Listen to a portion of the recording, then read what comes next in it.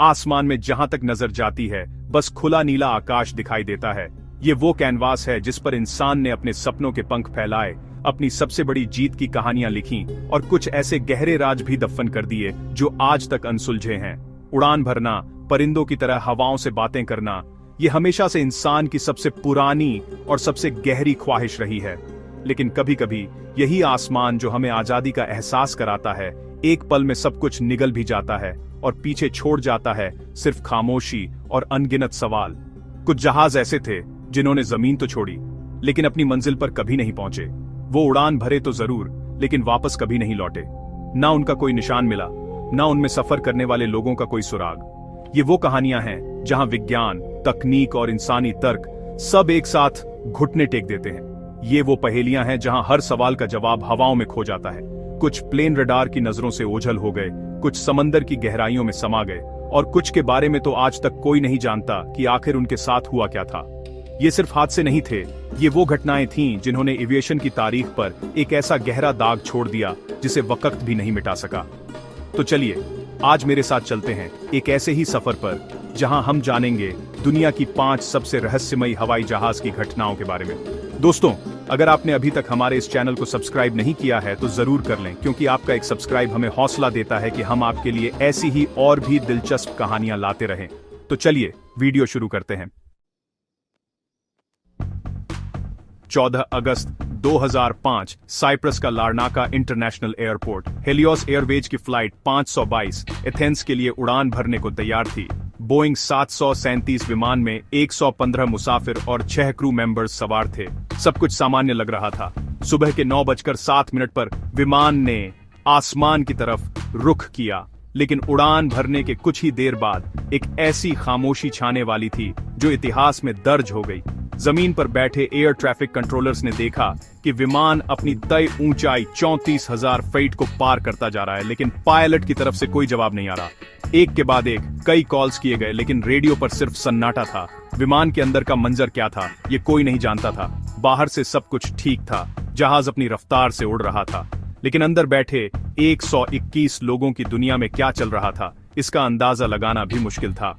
जब विमान ने ग्रीस के एयर स्पेस में प्रवेश किया तब भी कोई संपर्क नहीं हो पाया। अब मामला गंभीर हो चुका था। ग्रीक एयरफोर्स ने 2 F-16 लड़ाकू विमानों को फ्लाइट 522 की जांच के लिए भेजा। जब लड़ाकू विमानों के पायलट्स हेलियोस के विमान के करीब पहुंचे तो उन्होंने जो देखा वो रोंगटे खड़े कर देने वाला था। कॉकपिट में को पायलट अपनी सीट पर झुका हुआ था, बेहोश। कैप्टन की सीट खाली थी और फिर उन्होंने पैसेंजर केबिन में झांका। मंजर और भी भयानक था। सारे यात्री अपनी सीटों पर बैठे थे, ऑक्सीजन मास्क लटके हुए थे, लेकिन सब के सब बेहोश थे। ऐसा लग रहा था जैसे वो किसी गहरी नींद में हो, एक ऐसी नींद जिससे वो कभी जागने वाले नहीं थे। विमान अपने आप ऑटो पायलट पर उड़ रहा था, एक भूतिया जहाज जिसमें जिंदा इंसानों की लाशें सफर कर रही थीं। ये एक ऐसा दृश्य था जिसे देखकर अनुभवी पायलट्स के भी पसीने छूट गए। लड़ाकू विमान बस बेबसी से उस भूतिया जहाज को आसमान में उड़ते हुए देख सकते थे, कुछ कर नहीं सकते थे। अचानक F-16 के पायलट्स ने कॉकपिट में एक हलचल देखी। एक शख्स जो शायद कोई फ्लाइट अटेंडेंट था, जिसका नाम एंड्रियस प्रोड्रोमू था, किसी तरह होश में आ गया था। उसने कॉकपिट में घुसकर विमान को संभालने की कोशिश की। उसने बचाने की एक आखिरी हताश कोशिश की। उसने रेडियो पर मदद के लिए पुकारा, मेडे, मेडे, मेडे, लेकिन तब तक बहुत देर हो चुकी थी। विमान का ईंधन खत्म हो रहा था। कुछ ही मिनटों बाद दोनों इंजन एक एक करके बंद हो गए और विमान तेजी से जमीन की तरफ गिरने लगा। एथेंस से कुछ ही दूर ग्रामेटिको की पहाड़ियों में विमान क्रैश हो गया और उसमें सवार सभी 121 लोग मारे गए। जांच में जो सच सामने आया वो तकदीर का एक क्रूर मजाक था। पता चला कि उड़ान से पहले एक मेंटेनेंस जांच के दौरान केबिन प्रेशराइजेशन सिस्टम को मैनुअल मोड पर छोड़ दिया गया था। पायलट्स ने इसे चेक नहीं किया। जैसे जैसे विमान ऊंचाई पर गया, केबिन में ऑक्सीजन कम होती गई और हाइपोक्सिया के कारण पायलट और यात्री एक एक करके बेहोश हो गए। वो फ्लाइट अटेंडेंट शायद अपनी ट्रेनिंग की वजह से पोर्टेबल ऑक्सीजन सिलेंडर का इस्तेमाल करके कुछ देर ज्यादा होश में रह पाया, लेकिन एक छोटी सी मानवीय भूल ने 121 जिंदगियों को एक खामोश मौत दे दी। सवाल ये उठता है कि क्या ये सिर्फ एक भूल थी या उस दिन किस्मत ने ही उन 121 लोगों के साथ कोई भयानक खेल खेला था। अमेलिया ईयरहार्ट ये सिर्फ एक नाम नहीं बल्कि साहस, जुनून और आजादी का प्रतीक है। वो अपने दौर की सबसे मशहूर महिला पायलट थीं, एक ऐसी महिला जिसने आसमान को अपना घर बना लिया था। 1937 में अमेलिया ने एक ऐसा सपना देखा जो उनसे पहले किसी ने पूरा करने की हिम्मत नहीं की थी। दुनिया का चक्कर लगाना, वो भी भूमध्य रेखा के सबसे लंबे रास्ते से। अपने नेविगेटर फ्रेड नूनन के साथ वो अपने 2 इंजन वाले लॉकहीड इलेक्ट्रा 10E विमान में इस ऐतिहासिक सफर पर निकली। उन्होंने सफर का एक बड़ा हिस्सा पूरा भी कर लिया था, अटलांटिक से लेकर अफ्रीका, भारत और दक्षिण पूर्व एशिया तक। 2 जुलाई 1937 ये उनके सफर का सबसे मुश्किल पड़ाव था। उन्हें न्यू गिनी के लाए शहर से प्रशांत महासागर के बीचों बीच बसे एक छोटे से द्वीप हाउलैंड आइलैंड तक पहुंचना था। ये 4113 किलोमीटर की एक लंबी और खतरनाक उड़ान थी, जिसके नीचे सिर्फ अंतहीन समंदर था। अमेलिया और नूनन ने सुबह उड़ान भरी। अमेरिकी कोस्ट गार्ड का जहाज इटास्का हाउलैंड आइलैंड के पास उनकी मदद के लिए तैनात था। वो लगातार अमेलिया से रेडियो संपर्क साधने की कोशिश कर रहे थे। अमेलिया की आवाज आ तो रही थी, लेकिन बहुत कमजोर और टूटी फूटी। अमेलिया रेडियो पर कह रही थी, "We must be on you, but cannot see you. Gas is running low." यानी हम तुम्हारे ठीक ऊपर होने चाहिए, पर तुम्हें देख नहीं पा रहे। ईंधन खत्म हो रहा है। उनकी आवाज में घबराहट और बेचैनी साफ झलक रही थी। उन्होंने बताया कि वो उत्तर दक्षिण लाइन पर उड़ रही हैं, और फिर खामोशी। अमेलिया ईयरहार्ट की आवाज हमेशा के लिए शांत हो गई। उनका विमान और उसमें सवार 2 लोग जैसे हवा में ही गायब हो गए। वो कभी हाउलैंड आइलैंड नहीं पहुंचे। ये एविएशन इतिहास के सबसे बड़े रहस्यों में से एक की शुरुआत थी। इसके बाद इतिहास का सबसे बड़ा और महंगा खोज अभियान शुरू हुआ। अमेरिकी नौसेना और कोस्ट गार्ड ने लाखों डॉलर खर्च करके 6,50,000 वर्ग किलोमीटर के समुद्री इलाके को छान मारा, लेकिन नतीजा सिपर रहा। न विमान का कोई मलबा मिला, न अमेलिया और नूनन का कोई सुराग। जैसे समंदर ने उन्हें और उनके विमान को पूरी तरह निगल लिया हो। इस घटना ने पूरी दुनिया को हिलाकर रख दिया। एक जीती जागती किंवदंती, आसमान की रानी, अचानक कैसे गायब हो सकती थी? सालों तक, दशकों तक ये सवाल लोगों को परेशान करता रहा। आज 80 साल से ज्यादा गुजर चुके हैं, लेकिन रहस्य जस का तस है। कई थ्योरीज सामने आई। कुछ कहते हैं कि उनका विमान ईंधन खत्म होने पर समंदर में क्रैश हो गया। कुछ का मानना है कि वो रास्ता भटककर किसी निर्जन द्वीप पर जा पहुंची, जहां उन्होंने अपनी आखिरी सांसें लीं। एक थ्योरी ये भी है कि उन्हें जापानी सेना ने पकड़ लिया था, क्योंकि वो उनके इलाके में जासूसी कर रही थीं। लेकिन इनमें से किसी भी थ्योरी का कोई ठोस सबूत आज तक नहीं मिला। अमेलिया ईयरहार्ट की कहानी एक अधूरी दास्तां बनकर रह गई। क्या हम कभी जान पाएंगे कि उस आखिरी उड़ान में उनके साथ असल में क्या हुआ था, या फिर उनका रहस्य हमेशा के लिए प्रशांत महासागर की गहराइयों में ही दफन रहेगा? 8 मार्च 2014 ये तारीख आधुनिक एविएशन के इतिहास में एक काले अध्याय के तौर पर दर्ज है। मलेशिया एयरलाइंस की फ्लाइट MH370 ने कुआलालंपुर से बीजिंग के लिए रात 12:42 पर उड़ान भरी। बोइंग 770 जैसे विशाल और आधुनिक विमान में 227 यात्री और 12 क्रू मेंबर्स सवार थे। सब कुछ बिल्कुल सामान्य था। मौसम साफ था, विमान नया था और पायलट भी अनुभवी थे। किसी ने सपने में भी नहीं सोचा था कि ये उड़ान इतिहास की सबसे बड़ी और सबसे महंगी पहेली बनने जा रही है। उड़ान भरने के लगभग 40 मिनट बाद विमान साउथ चाइना सी के ऊपर था। मलेशियन एयर ट्रैफिक कंट्रोल से पायलट झारी अहमद शाह का आखिरी संदेश आया, गुड नाइट मलेशियन 370। ये शब्द जितने सामान्य थे उतने ही भयावह साबित हुए। इसके ठीक 2 मिनट बाद रात 1:21 पर विमान का ट्रांसपॉन्डर बंद हो गया। ट्रांसपॉन्डर वो डिवाइस है जो विमान की पहचान और लोकेशन जमीन पर भेजता है। इसके बंद होते ही विमान सिविलियन रडार की स्क्रीन से गायब हो गया, जैसे किसी ने एक बटन दबाकर 239 लोगों से भरी एक पूरी दुनिया को मिटा दिया हो। लेकिन कहानी यहीं खत्म नहीं हुई। मिलिट्री रडार ने दिखाया कि विमान गायब नहीं हुआ, बल्कि उसने एक तेज मोड़ लिया और अपने तय रास्ते से बिल्कुल उल्टी दिशा में वापस मलय पेनिनसुला की तरफ उड़ने लगा। किसी ने जानबूझकर विमान का रास्ता बदला था। ये कोई हादसा नहीं था, ये एक सोची समझी साजिश थी। विमान ने मलेशिया को पार किया और फिर अंडमान सागर की तरफ मुड़ गया और फिर रडार की रेंज से भी बाहर निकल गया। लेकिन एक चीज थी जो अभी भी काम कर रही थी, विमान का सैटेलाइट कम्युनिकेशन सिस्टम। यह सिस्टम हर घंटे इनमारसैट सैटेलाइट को एक ऑटोमेटिक पिंग भेज रहा था। इन पिंग्स के जरिए जांचकर्ताओं को यह तो पता चला कि विमान रडार से गायब होने के बाद भी लगभग 7 घंटे तक उड़ता रहा, लेकिन उसकी सटीक लोकेशन का पता नहीं चल पाया। आखिरी पिंग दक्षिणी हिंद महासागर के एक बेहद दूर दराज इलाके से आया था। यह दुनिया के सबसे दुर्गम और वीरान समंदरों में से एक है। इसके बाद इतिहास का सबसे बड़ा मल्टीनेशनल खोज अभियान शुरू हुआ।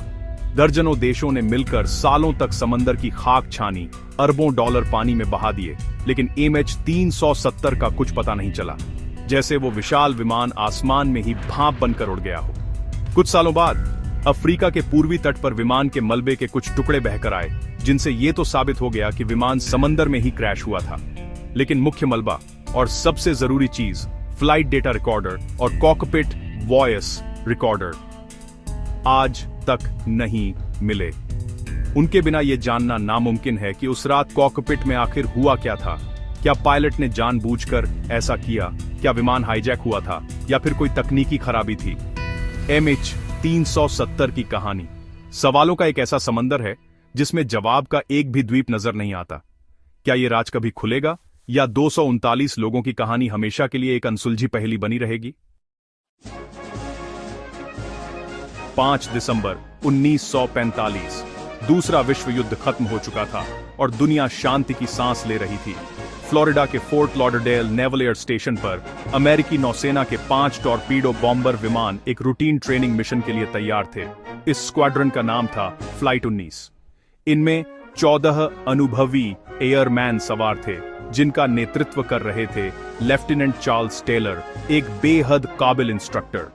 दोपहर 2:10 पर इन 5 विमानों ने एक साथ उड़ान भरी। उनका मिशन आसान था, कुछ दूर समंदर के ऊपर जाकर नेविगेशन अभ्यास करना और वापस बेस पर लौट आना।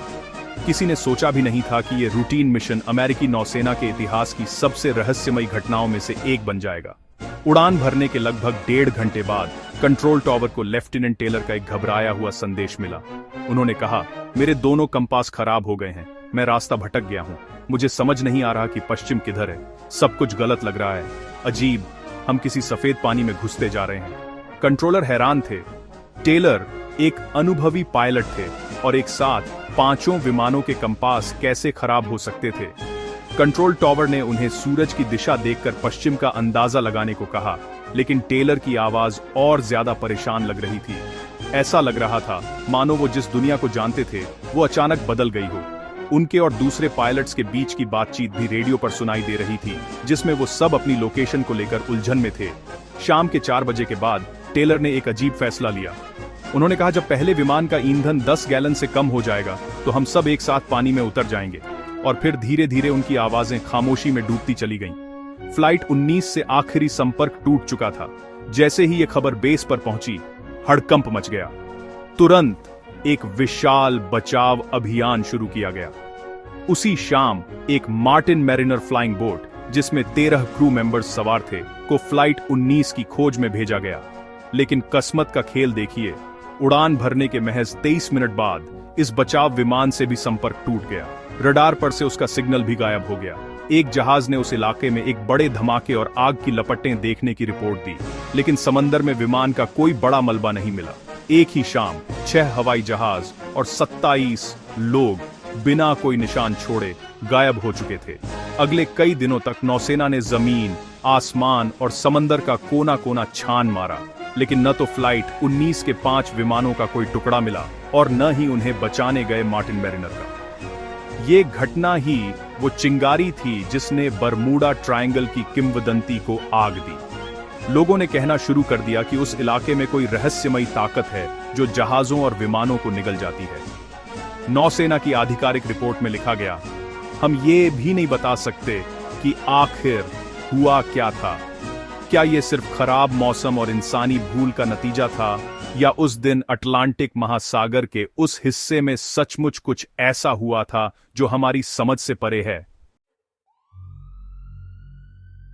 24 नवंबर 1971 थैंक्सगिविंग की पूर्व संध्या, पोर्टलैंड, ओरेगन से सिएटल, वॉशिंगटन जाने वाली नॉर्थ वेस्ट ओरिएंट फ्लाइट 305 में एक शख्स सवार हुआ जिसने अपना नाम डैन कूपर बताया। वो 40 की उम्र का, काले सूट और टाई में एक आम बिजनेसमैन जैसा दिख रहा था, लेकिन इस शांत चेहरे के पीछे एक ऐसा शातिर दिमाग था जो अमेरिकी इतिहास की सबसे दुस्साहसी हाईजैकिंग को अंजाम देने वाला था। उड़ान भरने के कुछ ही देर बाद कूपर ने एक फ्लाइट अटेंडेंट को एक नोट दिया। अटेंडेंट ने सोचा कि वो उसका फोन नंबर दे रहा है और नोट को अपने पर्स में रख लिया, लेकिन कूपर ने उसकी तरफ झुककर कहा, मिस, बेहतर होगा कि आप वो नोट पढ़ें। मेरे ब्रीफकेस में एक बम है। अटेंडेंट के होश उड़ गए।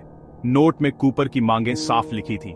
उसे $2 लाख नकद चाहिए थे, वो भी $20 के अनमार्क्ड बिलों में, और 4 पैराशूट। उसने धमकी दी कि अगर उसकी मांगें पूरी नहीं हुई तो वो विमान को उड़ा देगा। खबर सिएटल में अधिकारियों तक पहुंची और हड़कंप मच गया। यात्रियों की जान बचाने के लिए सरकार ने उसकी सारी मांगें मानने का फैसला किया। विमान सिएटल में लैंड हुआ। अधिकारियों ने कूपर को पैसों से भरा बैग और पैराशूट सौंप दिए। बदले में कूपर ने सभी 36 यात्रियों और 2 क्रू मेंबर्स को रिहा कर दिया, लेकिन उसने पायलट,